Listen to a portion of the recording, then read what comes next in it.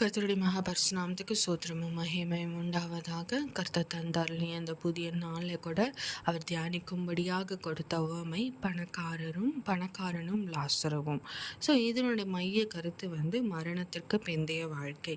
நம்ம பார்க்கும்போது இந்த உவமைகள் எல்லாமே பரலோக ராஜ்யத்தையும் பிதாவை எப்படி கனப்படுத்துவது, இப்படி நம்மளுக்கு மரணத்து பின்பான வாழ்க்கையை குறித்து தான் இந்த உவமைகள் இருக்கும். ஏன்னா தேவன் இயேசுப்பா இந்த பரலோக ராஜ்யத்தை குறித்தும் பிதாவை குறித்தும் எளிதான வழியில் மக்களுக்கு பிரசங்கிக்கும் வகையில் தான் இந்த ஓமைகளை குறிப்பிடப்பட்டுள்ளார். ஸோ மோஸ்ட்லி இது பரலோக ராஜ்யத்தை குறித்து தான் இருக்கும், மரணத்துக்கு பிந்தைய வாழ்க்கையை குறித்து தான் குறிப்பிடப்பட்டிருக்கும். இந்த மணக்காரனும் லாசருவும் குறித்த உவமை லூக்கா 16ஆம் அதிகாரம் 19 31 வசனங்கள் வரையில் காணப்படுகிறது. இதில் முக்கியமான ஆழமான பாடங்களை தேவன் கற்பிக்கிறார். இந்த கதையோட பின்னணி பார்த்தோன்னா, இந்த பரிசேயர்கள் பண ஆசை கொண்டவர்களாய் அவர்கள் என்ன சொல்கிறாங்கன்னா, பணக்காரர்கள் அவர்களுக்கு இருக்கும் ஐஸ்வர்யங்களும் ஆசீர்வாதங்களும் அது செல்வமும் கர்த்தருடைய ஆசீர்வாதமாகவும், அந்த ஏழைகள் வறுமையில் இருப்பது சாபமாகவும் கருதினார்களாம். ஸோ அவர்களுக்கு பதிலடி கொடுக்கும் வகையில் தான் இந்த ஓமை கூறப்பட்டது. இந்த ஓமை கூறிய பின்பு அவர்களுடைய சிந்தனைகள் தலைகீழாக மாற்றப்பட்டது. இந்த உலகத்தில் நம்மளுக்கு செல்வங்களும் ஆசைகளும் இருப்பது கடவுளோட ஆசீர்வாதம் தான். ஆனால் ஒரு ஏழை வறுமையில் இருக்கிறான்னா அதுக்கு காரணம் இயேசுவோட சாபம் என்பது முற்றிலுமான ஒரு தவறான கோணமாக இங்கே குறிப்பிடப்பட்டுள்ளது. ஸோ இருவருடைய உலக வாழ்வு இது பணக்காரன் இந்த லாசரு என்பது ஏழையையும் குறிக்கிறது. ஸோ பணக்காரன் அவன் விலையுயர்ந்த ரத்தாம்பரமும் மெல்லிய வஸ்திரமும் தரித்து நாள்தோறும் ஆடம்பரமாக விருந்துண்டு வாழ்ந்தானாம். அவனுக்கு தாராளமாக செல்வம் இருந்ததாம். தன் வாசலிலே கிடந்த ஆனால் ஏழையை கவனிக்கவில்லை. அவனுக்கு மிகுந்த செல்வம் தானா, எல்லாமே அவனுக்கு இருந்ததாம். ஆனால் அவனோட வாசல்லையே உட்கார்ந்திருந்த ஏழையை அவன் ஒரு நாளும் கண்டுக்கவே இல்லையா. ஸோ இந்த லாசரு, அதாவது இந்த ஏழை என்பவன், அவன் பருக்கள் நிறைந்தவனாய் பணக்காரனின் மேசையிலிருந்து விழும் துணி கைகளை சாப்பிட ஏங்கி கொண்டிருந்தானாம். ஸோ ஆனால் நாய்கள் அவன் பருக்கைகளை நக்கி தின்னுமா. ஸோ குறிப்பு பார்த்தோன்னா, இயேசுவின் ஓமைகளில் பெயர் பெற்ற நபர் லாசரு. இந்த லாசரு என்பதற்கு அர்த்தம் என்னன்னா, கடவுளே எனக்கு உதவி என்று பொருளாம். ஸோ அதனால தான் இங்கே இவனை ஏழையாக சித்தரிக்கப்படுகிறார். ஸோ மரணத்திற்கு பின் நிலை, இந்த இருவரும் ஒரு நாள் மன்னிக்கிறாங்களாம். அப்போ என்ன ஆகுதுன்னா, இந்த லாசரு தேவதூதர்களால் எடுத்துக்கொள்ளப்பட்டு, அவன் மரித்த பின்பு தேவதூதர்களால் எடுத்துக்கொள்ளப்பட்டு ஆபிரகாமின் மடியில், அதாவது பரதேசில சேர்க்கப்பட்டான், பரலோகத்தில் சேர்க்கப்படுகிறான். அதுவே இந்த பணக்காரன் இறந்த போது அவன் அடக்கம் பண்ணப்பட்டு அவன் பாதாளத்துக்கு தள்ளப்பட்டு அங்கே அவன் வேதனைப்பட்டு கொண்டிருக்கிறான். அப்போ அவன் மேல் நோக்கி பார்க்கும் பொழுது இந்த லாசருவை பரதேசியில் பரலோகத்தில் பார்க்கிறான். ஸோ இந்த ஊமையோட பின்னணி போதனை என்னன்னு நம்மளுக்கு புரிஞ்சிருக்கும். மரணத்திற்கு பின் வாழ்நாள் முழுவதும் சுகபோகங்களை அனுபவித்த பணக்காரன் தன்னுடைய பாவங்களாலும் பிறர் மீது காட்டாத இரக்கத்தினாலும் அவன் இதில் வேதனைப்படுகிறான். பணக்காரனாக இருப்பதனால அவன் போய் பாதாளத்தில் வேதனைப்படவில்லை. இந்த ஊமையை நம்ம தப்பாக புரிஞ்சுக்க கூடாது. இந்த பணக்காரனை அவன் இருந்த அந்த ஆஸ்தி, சொத்து, செல்வம் எல்லாமே அவன் தேவன் கொடுத்த ஆசீர்வாதமாய் நினைத்தான். ஆனால் அவன் தேவன் கொடுத்த ஆசீர்வாதமாய் இருந்தது. ஆனால் அவன் தேவனை தேடவில்லை. அவர் குறிப்பிட்ட கட்டளைகளை பின்பற்றவில்லை. அவன் வாசலிலே இருந்த ஏழைக்கு அவன் உதவி புரிந்திருந்தால் அவனுமே பரலோக ராஜ்யத்தில் சேர்த்து கொள்ளப்பட்டிருப்பான். தேவன் அவனுக்கு இறங்க காட்டுவது போல் அவனும் அந்த ஏழைகளுக்கு இரக்கம் காட்டி இருந்தால் அவன் பரலோகத்தில் சேர்த்து கொள்ளப்படுவான். ஆனால் அவன் கொண்ட சொத்துக்களையும் ஆஸ்திகளையும் வைத்து பாவங்களை தான் செய்தானே தவிர அவன் தேவனை பின்பற்றவும் இல்லை. தேவன் கூறியபடி அவன் மற்றவர்களுக்கு இரக்கம் காட்டவும் இல்லை. மாறாக அவன் தன் செல்வத்தையும் இதுவும் கொண்டு ராஜபோகமாய் வாழ்ந்தான். அதனால பாவங்களில் நிறைந்து வாழ்ந்தான், அதிகாரத்தோடு வாழ்ந்தானே தவிர கர்த்தருக்கு கீழ்ப்படிந்து வாழவில்லை. ஸோ நம்மளுக்கு எவ்வளவு சொத்து எவ்வளவு ஆஸ்திகள் இருந்தாலும் நம்ம தேவனுக்கென்று கீழ்ப்படியும் பொழுது அவரை பின்பற்றி அவர் கூறிய கட்டளைகள் படி மற்றவர்களுக்கு உதவி உள்ளவர்களாய் இருக்கும்படியாய் நம்ம வாழ்ந்தோம் என்றால் நிச்சயமாய் நாமும் பரலோகத்தில் சேர்த்து கொள்ளப்படுவோம். ஸோ நம்ம எவ்வளவு ஏழையாக ஒன்றுமே இல்லாமல் இருந்தாலும் நம்ம பரலோகத்தில் நம்மளுடைய காரியங்கள் பெரிதாக இருக்கும். நம்ம நேற்றைய தினத்தில் பார்த்த ஓமையை குறித்து கூட நம்ம பார்த்தோம், மதிக்கேடான ஐஸ்வர்யமான். ஸோ இது நியர்லி அதே மாதிரி தான் இருக்கும். அந்த மதிக்கேடான ஐஸ்வர்யம் ஆனால் என்ன பண்ணால் பொக்கிஷங்களில் உலகத்தை பொக்கிஷங்களை சேர்த்தானே தவிர பரலோகத்தில் பொக்கிஷத்தை சேர்க்கலை. ஸோ இங்கேயும் இப்படி தான் இந்த பணக்காரனுமே உலகத்தோட பொக்கிஷங்களையும் உலகத்தோட செல்வத்தை கொண்டு அவன் அதை பெருசாக நினச்சி அதில் ராஜபோகமாக வாழ்ந்தானே தவிர அவன் பரலோகத்தில் பொக்கிஷத்தை சேர்த்து வைக்க அவன் தவறிவிட்டான். அப்படி எப்படி பொக்கிஷத்தை சேர்த்து வைக்கலாம்னா அவன் வீட்டுக்கு வாசலே அந்த ஏழைக்கு உதவி செய்து இரக்கம் காட்டி இது எல்லாமே கர்த்தரால் தரப்பட்ட ஈவு என்று கர்த்தரை தேடி இருந்தால் அவனும் பரலோகத்தில் நிச்சயமாய் சேர்த்து கொள்ளப்பட்டிருப்பான். ஸோ பெரிய பிளவு, அதாவது பரதேசிக்கும் பாதாளத்திற்கும் இடையே ஒரு பெரிய பிளவு உள்ளது. அந்த இடத்தில் மற்றொரு இடத்திற்கு யாரிடமும் கடந்து செல்ல முடியாது. வேதமே போதுமானது. தன் சகோதரர்களாவது திருந்த வேண்டும் என்று பணக்காரன் வேண்டுகிறான். ஆனால் மோசேயும் தீர்க்கதரிசிகளும் அவர்களுக்கு உண்டு, அவர்கள் செவி சாய்க்கட்டும் என்று ஆபிரகாம் பதிலளிக்கிறார்.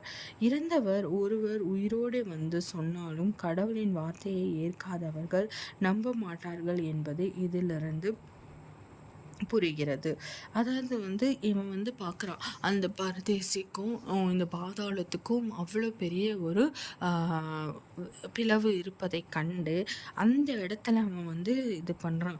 அட்லீஸ்ட் நான் தான் இப்படி இருந்துட்டேன், என்னோட சகோதரர்களாகுது அந்த பணத்தின் மீது ஆசை கொள்ளாமல் அவர்களாவது திருந்தட்டும் அப்படின்னு கேட்குறானா. ஆனால் அபிரகாம் சொல்கிறாரா அந்த மோசேயை தீர்க்கதரிசி, அப்போ மோசேயின் காலமாக மோசே தீர்க்கதரிசிகளும் அவர்களுக்கு உண்டு, அதனால் அவர்களுக்கு செவி சாய்க்கட்டும் என்று சொல்கிறார்கள் தான். இதிலிருந்து என்ன குறிப்பிடப்படுதுன்னா இறந்தவர் ஒருவர் உயிரோடு சொன்னாலும் கடவுளின் வார்த்தையை ஏற்காதவர்கள் நம்ப மாட்டார்கள் என்று புரிகிறது. நம்ம சில சமயம் நம்ம சில பேரை குறித்து சொல்லுவோம் இல்லையா, நம்ம கடவுளையே இறங்கி சொன்னாலுமே அவங்க மாற மாட்டாங்க அப்படின்னு. அப்படிப்பட்ட சிலரை அவர்கள் பட்டு தான் திருந்தணும் அப்படின்னு இருக்கும். ஆனால் நாம் அப்படி இல்லாமல் தேவனுடைய வார்த்தையை நம்ம செவி சாய்த்து அவருக்கு ஏற்றபடி நம்ம இந்த இம்மைக்குரிய உலகத்தின் காரியங்களை விட்டு தேவனுக்காக வாழும்போது நான் நேற்றைய தினத்தில் சொன்ன பிரகாரம் தான் நம்மளுக்கு சொத்து இங்கே இருப்பதோ பணம் இருப்பதோ தவறு கிடையாது, நம்ம ஐஸ்வர்யவான்களாக இருப்பது தவறு கிடையாது. ஆனால் அது மீது மோகம் கொள்ளாமல் அதை ஒரு நீடாக நெசசரியாக பார்த்து விட்டு ஜஸ்ட் ஒரு நீட் அவ்வளோதான், அதுவே வாழ்க்கையாக பார்க்காமல் நம்ம வாழ்க்கை இது எல்லாமே தேவன் தந்த ஈவு என்று அவருக்கு நன்றி செலுத்தி அவருக்காய் வாழும் பொழுது அவர் இட்ட கட்டளைகளின்படி ஒருவருக்கொருவர் அன்பு கூர்ந்து பிறருக்கு உதவி செய்து வாழும்பொழுது நாமும் கூட பரதேசியில் சேர்த்து கொள்ளப்படுவோம். ஸோ இந்த பணக்காரன் என்பது ஆன்மீக அர்த்தமாக பார்த்தோம் என்றால் ஆவிக்குரிய ஆசீர்வாதங்களை வைத்திருந்த யூத மத தலைவனை குறிக்கிறான். லாசரு கடவுளின் அன்பிற்காக ஏங்கி நின்று சாதாரண மக்களையும் புறத்தினரையும் குறிக்கிறார். அதாவது இந்த பணக்காரன் ஆன்மீக ஆசீர்வாதங்களை விட்டு உலக ஆசீர்வாதங்களை கை கொண்டவனாய் பார்க்கப்படுகிறான். அதுவே இந்த லாஸ்டர் பார்த்தோன்னா ஆவிக்குரிய வாழ்க்கையில் அவன் ஆசீர்வாதங்களை பெற்று கடவுளின் அன்பிற்காக நின்றது நிமித்தம் அவன் மரித்த பின்பு பரலோக ராஜ்யத்தில் சேர்த்து கொள்ளப்பட்டான். இந்த பணக்காரனும் உலகத்தின் ஆசைகள் அங்கேயே விடப்பட்டு அவன் பரலோகத்திற்கு போக முடியாமல் பாதாளத்துக்கு இறங்கி வேதனைப்பட்டான் என்று பார்க்க முடிகிறது. ஸோ இன்றைய நாளில் கூட தேவன் நம்மளுக்கு சொல்ல விரும்புவது, நம்ம உலகத்தின் ஆசைகளுக்கு முக்கியத்துவம் கொடுப்பதை விட்டுவிட்டு தேவனுடைய ராஜ்யத்தில் சேர்த்து கொள்ளும்படியான காரியங்களில் முக்கியத்துவம் செலுத்தும் பொழுது நாமளும் கூட பரதேசில் அவரோடு பரலோகத்தில் சந்தோஷமாய் இருப்போம் என்பது நித்திய வாழ்க்கையில் நம்மளுக்கு மகிழ்ச்சி உண்டாகும் என்பது குறிப்பிடப்படுகிறது. இன்றைய காலகட்டத்தில் நம்ம இன்றைய வாழ்க்கையில் நம்ம ஓடுறோம், சம்பாதிக்கிறோம், எல்லாமே பண்ணுறோம். அது எல்லாமே நம்மளுடைய நீட். இந்த உலகத்தில் வாழ்கிறதுக்கு அது எல்லாமே தேவை. அது நம்மளுக்கு கடவுள் கொடுத்த ஆசீர்வாதங்கள். நம்மளுடைய வேலை, நம்மளோட கையின் பிரயாசங்கள் எல்லாமே தேவன் கொடுத்த ஆசீர்வாதம் தான். ஆனால் அதை நம்ம எப்படி பிரயோஜனப்படுத்துகிறோம் என்பதை பார்க்க இந்த இடத்துல நம்மளுக்கு தேவன் அதில் ஒரு ஞானத்தை தரும்படியாய் நம்ம கேட்க வேண்டும். அதை நம்மளுடைய நீடுக்காக செலவு பண்ணி மற்றவர்களுக்கு உதவி செய்து அதையே நம்ம சார்ந்து வாழாதபடி, அது தேவன் தந்த ஈவாதை அவர் பார்த்து கொள்வார் என்று தேவனை சார்ந்து நம்ம வாழணும். நம்ம எப்படி இந்த உலகத்தில் இந்த வாழற இந்த இம்மைக்கு நம்ம எவ்வளோ முக்கியத்துவம் கொடுக்குறோம் இல்லையா? ஓடுறோம், வரும், முடியாறோம், சம்பாதிக்கிறோம், சேர்த்து வைக்கிறோம், இந்த சேவிங் அந்த சேவிங் எல்லாமே பண்ணுறோம். அப்படி நம்ம செய்யும் பொழுது இம்மைக்கான இதுக்கே இவ்வளோ முயற்சிகளை எடுக்கும் போது மறுமையில் நம்ம நித்தியமாய் வாழப்போகிற பரலோகத்தில் நம்ம பொக்கிஷங்களை சேர்த்து வைக்க எவ்வளவு முயற்சி செய்ய வேண்டும் என்று நம்ம பார்க்கணும். நம்ம இந்த பணக்காரனை போல நம்ம மதிக்கேடு உள்ள ஐஸ்வர்யவனாய் நேற்றைய தினத்தில் பார்த்தது போல நம்ம இல்லாதபடி, உலகத்தின் காரியங்களுக்கு நம்ம முக்கியத்துவம் கொடுக்காதபடி, அதை ஒரு தேவையாக மாத்திரம் பார்த்து அந்த தேவை சந்திக்கும்படியாக தேவனிடத்தில் வேண்டும். அது சந்திக்கப்படும். இந்த உலகத்தை நம்ம வாழும் வரை அதில் நம்மளுக்கு சந்திக்கப்படும். ஆனால் பரலோகத்தில் நம்ம சேர்த்து வைக்கக்கூடிய பொக்கிஷங்கள் நிறைய இருக்குது.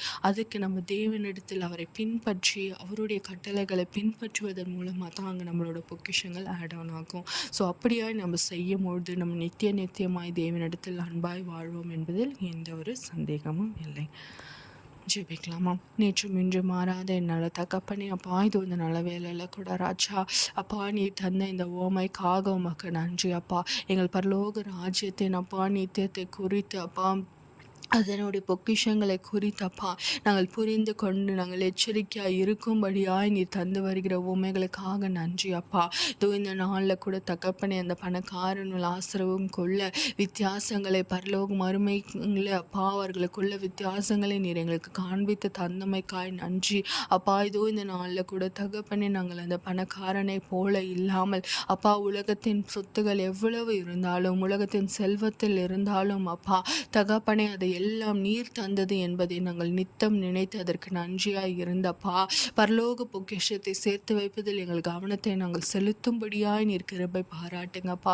இம்மைக்குரிய வாழ்க்கைக்கே நாங்கள் அதிக முக்கியத்துவம் கொடுக்காதபடி அப்பா நித்திய வாழ்க்கைக்கான முக்கியத்தை நாங்கள் தேடி அதில் முக்கியத்துவம் அடையும்படியாய் எங்களை நாங்கள் உருவாக்கி கொள்ளும்படியானப்பா ஞானத்தினாலும் பலத்தினாலும் நீர் எங்களை நிரப்பி அருளுங்கப்பா. அந்த லாசருவை போல அப்பா தகப்பனே, நாங்கள் மண்டையில் சேர்த்து கொள்ளப்பட்டு அப்பா பரலோகத்தில் அப்பா உம்மிடத்தில் நித்தியமாய் உம்மிடத்தில் வாழும்படியான கிரியைகளினாலும் அப்பா கிருபைகளினாலும் எங்களை நிறைத்தருளுங்கப்பா. அப்பா நீர் எங்களை கரமசைத்து சேர்த்து கொள்ளும்படியாய் அப்பா நாங்கள் அப்பா அப்படியான தகுதி உள்ளவர்களாய் இருக்கும்படியாய் எங்களை நீர் உருவாக்கி அருளுங்க. உங்கள் கைகளில் இருக்கும் களிமண்ணாய் அப்பா நீர் கோயவன் போல எங்களை உருவாக்கி முழுமையான பாத்திரமாய் உமக்கு உகந்த பாத்திரமாய் எங்களை மாற்றி போடுங்கப்பா. அது நிமித்தம் அப்பா மண்டையில் நித்திய வாழும்படியான ஸ்லாக்கியத்தையும் பாக்கியத்தையும் தந்து நீர் எங்களை வழி நடத்துங்க.